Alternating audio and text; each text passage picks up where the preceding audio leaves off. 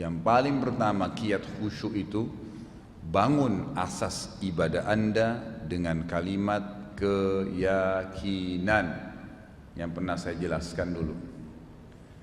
Kalau Anda sholat yakin memang Allah itu ada, kalau saya sholat itu akan ada pahalanya, setiap gerakan, setiap bacaan, asasnya keyakinan, kita akan khusyuk. Orang kalau faham alhamdulillahirabbil alamin, masih hadir pikirannya, masih khusyuk, masih konsentrasi, dapat pahala. Ar-Rahmanir Rahim, masih khusyuk, dapat pahala. Malik Yaumiddin mengkhayal, ingat makanan, ingat kunci yang hilang, ingat janji, hilang pahalanya. Berarti dengan antum yakin bahwasanya itu akan berpahala kalau saya konsentrasi, tidak membiarkan syaitan mencuri satupun celah dari bacaan saya, dari gerakan saya, tetap konsentrasi, maka itu kan akan otomatis khusyuk, ya. Karena khusyuk itu bahasa kita konsentrasi sebenarnya, ya. Ini jangan tambah terus ikhwah, ya. Ini udah banyak nih. Apalagi sampai terulang. Yang kedua, gerakan dari wudunya, gerakan dan bacaan sholatnya benar. Itu yang kedua. Jadi pertama yakin dengan keyakinan asas akidah mengerjakan ibadah. Yang kedua gerakan bacaan, itu kan wudunya semuanya benar sesuai dengan tuntunan wahyu. Yang ketiga, merapatkan shaf kalau sholat berjamaah. Karena Nabi SAW mengatakan dalam hadis, ya, rapatkan dan luruskan shaf kalian, karena saya melihat syaitan masuk di antara shaf kalian yang tercelah, ya, terbuka celahnya, maaf bukan tercelah, terbuka celahnya, itu seperti anak domba yang masuk di antara domba-domba besar. Nah, banyak orang kalau buka ngatur shaf kan kakinya kayak kipas. Nah, yang benar itu tumitnya antum buka. Ya, gitu. Jadi kaki kita sejajar begini. Jangan gini ya. Kalau kita buka begini, maka teman juga di sebelah buka begini, nanti ada celah antara tumit saya dengan tumit dia. Tapi kalau tumit antum buka dan patokannya shaf itu adalah pundak, jadi nggak usah terlalu besar, jangan juga kecil. Ada orang masya Allah badannya besar, kakinya dirapatin sama dia. Jadi orang di sebelahnya biar ngejar juga nggak bisa. Ada juga orang badannya kecil, kakinya terlalu lebar, ngambil tempatnya orang. Nggak usah. Patokan shaf itu hanya pundak, sejajar dengan pundak kita. Kemudian tumitnya dibuka. Kata para sahabat dalam hadis yang sahih, kami di zaman Nabi SAW kalau sholat sudah diiqomahkan, maka tumit-tumit kami bertemu. Buka, teman di sebelah juga buka, spontan tumitnya akan ketemu, gitu kan? Maka membuat kedua betis kami bertemu dan membuat kedua pundak kami pun bertemu. Jadi nggak ada celah. Nah itu kalau kita membuat celah, syaitan masuk di antaranya dan pasti mengganggu konsentrasi, otomatis, gitu kan? Belum lagi memang ada celah-celah lain. Sama juga tidak, maksudnya celah lain ini Nabi SAW mengatakan celaan bagi orang yang tidak ngatur shaf, ya. Kalian harus meluruskan, merapatkan shaf kalian atau Allah akan, ya, memasukkan dalam hati kalian perselisihan di antara kalian, ribut nanti, gitu kan? Dari shaf sholat tuh. Sisi yang lain, antum juga kalau sholat berjamaah kayak di masjid sini ikhwah, patokan shaf itu harus tumit. Maksudnya selain tumitnya tadi dirapatkan, dibuka ya kakinya. Jadi kalau antum mengatur shaf nih, telapak kaki si A besar misalnya, telapak kaki si B lebih kecil. Biasanya antum jadikan patokan untuk rapatin shaf yang mana?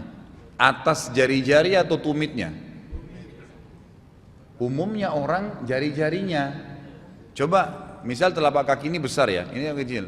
Dia patokannya seperti ini, ya. Otomatis tumit dengan tumit yang satu maju satu mundur kan. Antum kalau lihat dari belakang berantakan nggak shafnya? Jadi patokannya itu bukan jari-jari kaki, tapi tumit. Jadi walaupun ini lebih kecil kakinya, tetap enggak begini nggak apa-apa. Ujung kaki kita lebih maju dari depan nggak masalah. Tapi nanti tumitnya rata. Kalau antum lihat dari belakang tuh shafnya rapi. Patokannya tumit. Makanya yang masuk di kotak saf itu diperhatikan tumitnya. Kemudian dibuka. Gitu kan? Seperti itu. Dan juga berhubungan dengan masalah ini, nanti saya akan kembali ke kiat khusyuk sholat ya. Kalau antum lagi ngatur saf tadi saya bilang patokannya adalah pundak ini sejajar dengan tumit kita, tumit dibuka, begitu seterusnya ya, bukan cuma di rakaat pertama. Ada orang rakaat pertama semangat, rapatin safnya, bangun dari rakaat kedua, untuk rakaat kedua sudah berantakan kakinya, ya berarti rakaat pertama bisa khusyuk, rakaat kedua hilang khusyuknya, karena syaitan udah masuk. Jadi setiap rakaat, bukan cuma bangun dari ruku, waktu i'tidal tetap kakinya terbuka, jadi begitu terus. Karena pada saat kita sujud kan disunnahkan tidak membuka kaki ya, mempertemukan. Kalau sujud, telapak kakinya dipertemukan, gitu. Kalau berdiri dan kembali, dikembalikan posisinya seperti awal waktu ngatur saf. Jelas ya? Itu yang ketiga, kiatnya untuk khusyuk, safnya harus rapat. Yang keempat, ini ulama tambahkan ya. Yang keempat ini, kalau sudah mengerjakan 3 kiat tadi masih saja, maka ikuti hadisnya Utsman bin Abi Mad'un radhiyallahu anhu. Sahabat Nabi yang mulia ini mengatakan kepada Nabi SAW, ya Rasulullah, beliau sudah yakin Allah itu ada, Rasulullah adalah utusannya, keyakinannya sudah dibangun, ibadahnya dibangun di atas keyakinan. Beliau juga wudunya, sholatnya, gerakannya, bacanya sudah seperti yang Nabi SAW ajarkan, kan gitu. Beliau juga sudah ngatur saf, tapi kok masih ada. Kadang-kadang beliau hadir, kadang-kadang lupa. Beliau mengatakan kadang-kadang saya lupa ya Rasulullah, kayak ada gangguan. Kata Nabi SAW, itu golongan syaitan yang bernama khinzib, yang bertengkar di sebelah kiri kuping musolli, yang pada saat orang sholat Allahu Akbar dia mulai mengingatkan apa yang paling antum pikirin. Bertengkar sama teman jadi bertengkar dalam sholat. Untung dagang dihitung untungnya dalam sholat, itu kan kunci yang hilang. Sampai ada orang bilang, saya Ustaz kalau lupa apa-apa saya sholat aja langsung ingat tuh. Pak Yoyo paling besar tawanya nih, tahuan nih. Jangan sampai gitu, karena itu tidak khusyuk, itu berarti tidak ikhlas karena Allah, karena mau cari barang. Jadi bukan itu, jadi syaitan memang menunggangin, namanya khinzib. Kata Nabi SAW kepada Utsman bin Abi Mad'un radhiyallahu anhu, kalau datang kepadamu itu, maka tiuplah ke sebelah kirimu 3 kali sambil baca a'udzubillahi minasyaitonirrajim. Ditiup ya, jangan meludah. 3 kali. Kata Utsman bin Abi Mad'un radhiyallahu anhu, ya, setelah aku lakukan tidak ada lagi was-was syaitan itu datang kepadaku. Kalau ada di antara antum bilang, saya sudah tiup Ustaz 3 kali tapi masih tidak konsentrasi juga, coba lihat 3 poin yang pertama. Perhatikan saf antum. Antum sudah bangun di asas keyakinan belum kalau Allah lihat antum nih kalau sholat? Kan itu. Wudunya tadi sudah benar belum? Gerakan dan bacaan sudah benar belum? Kalau benar-benar juga sudah benar tapi masih saja ya antum sudah betul di atas keyakinan, benar-benar tadi sudah bacaan wudunya, sholatnya, gerakannya sudah benar. Kemudian juga antum tadi apa yang ketiga? Safnya sudah benar. Antum juga masih rasa terganggu, lalu antum lakukan hadis Utsman bin Abi Mad'un radhiyallahu anhu tadi, meniup ke seperti masih juga tidak, maka ini kiat yang terakhir, yang kelima.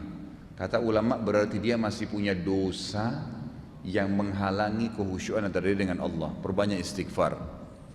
Perbanyak istighfar, karena itu termasuk dosa bisa menghalangi kekhusyuan. Allahu a'lam.